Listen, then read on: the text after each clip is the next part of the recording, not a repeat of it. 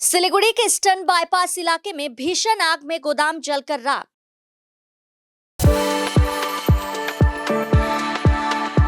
We are the dreamers, the achievers, and the leaders. Come, join us today.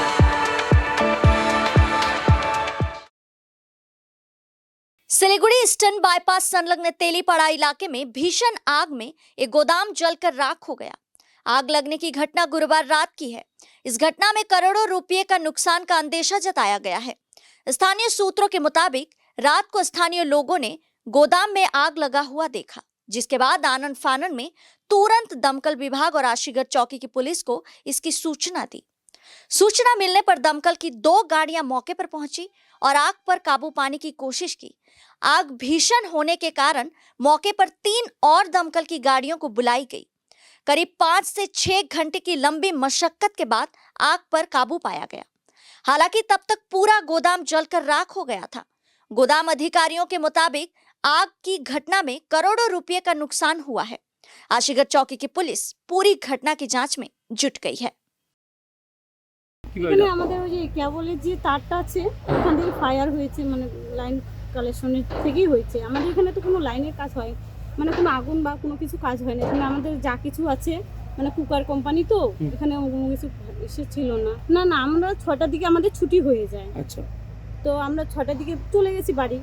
6:45 এরকম খবর পাইলাম যে এখানে আগুন। আমরা মহিলা মনে করো 5 জন কাজ করি, ছেলে 2 জন, মালিক নিয়ে 8 জন। রাইস কুকার হ্যাঁ এখানে বানানো হয়, মানে তোমাদের মানে চীন থেকে মানে বাইরে থেকে আমাদের এসে মানে কুকারের পার্টসগুলো চলে আসে, আমরা এখানে সেট করি। হ্যাঁ আসমান, আমরা এখানে শুনলাম যে এখানে আগুন লেগে গেছে, লাইনের দিকেই হয়েছে। মানে খবর দেওয়া হয়েছে এখানে 2 জন ভাই থাকে, ওরা বিশেষ করে বলতে পারবে, আমরা তো বলতে পারবো না। আমরা যেটুকু জানি ওটুকু। জোবার হয় ঘটনা তো এখানে আগুন লাগছে, কিন্তু আমরা বাড়ি এখানে তো ওই দিকে যাচ্ছিলাম, দেখি একটা কালো ধোঁয়ার মতো উপরে উঠে আসছে। তারপরে আশেপাশে গোডাউনগুলোকে চিৎকার চেঁচামেচি করলাম, সবাই আসলো। সাথে সাথে আমরা থানাতে ফোন করার ব্যবস্থা করলাম। তবে থানা আবার ফায়ার ব্রিগেডকে ফোন করে 2-3টে ইঞ্জিন নিয়ে আসলো। এটা হলো রাইস কুকারের গোডাউন, এখানে রাইস কুকার তৈরি হতো এবং পাড়ার এখানে আমাদের আশেপাশে মহিলাগুলো কাজ করতো এখানে।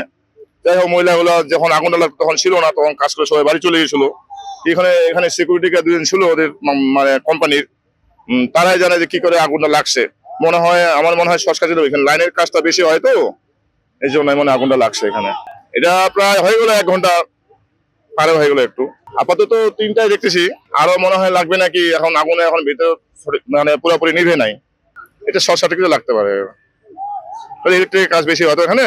সরাসরি আর যে গোডাউন আছে পাশের গোডাউনটা, ওখানে লাইনে অতটা কাজ নাই, ওখানে তো ট্রান্সপোর্টের ওটা। আরেকটা আছে আমাদের পাশে এলকেমের মেডিসিনের আছে, তো মেডিসিনটা ওরা সেফটি ওদের সেভাবে রাখছে, ওদের গোডাউনটা যে কোনো দামি মাল থাকে ওখানে। ফায়ার সিটিতে এসব দেখা যাচ্ছিল না, পুরোপুরি গোডাউনে খালি বানাইছে, রাস্তা কিছু রাখে নাই যে আগুন নিবানোর জন্য একটা গলি রাখতে লাগে, কিছু রাখে নাই। মালিক এখন কিভাবে গোডাউনটা বানিয়েছে মালিকই জানে, প্ল্যান পাসটা কি করে পাইলো উনি। আমার নাম গোপেশ রায়, বাড়ি আমাদের তেলিপাড়ার মধ্যে গোডাউনটা, আমাদের বাড়ির পাশেই। আমি কিভাবে হয়েছে সেটা বলতে পারবো না। আমি যখন আগুন লেগেছে আমার কাছে ফায়ার ব্রিগেড থেকে ফোন আসে, আমি সঙ্গে সঙ্গে স্পটে আসি। আমি দেখলাম এখানে আগুন লেগেছে, কিন্তু এদের ফায়ার সেফটি আছে কিন্তু সেটাও চেক করতে হবে পরবর্তীতে। আর আমাদের জানতে হবে যে কিভাবে এটা তৈরি হয়েছিল, লাইসেন্সগুলো ঠিক আছে কিনা। আমি প্রধানকে ফোন করেছি, মিতালি মালাকারকে, ওনাকে আমি পুরো ব্যাপারটা জানিয়েছি।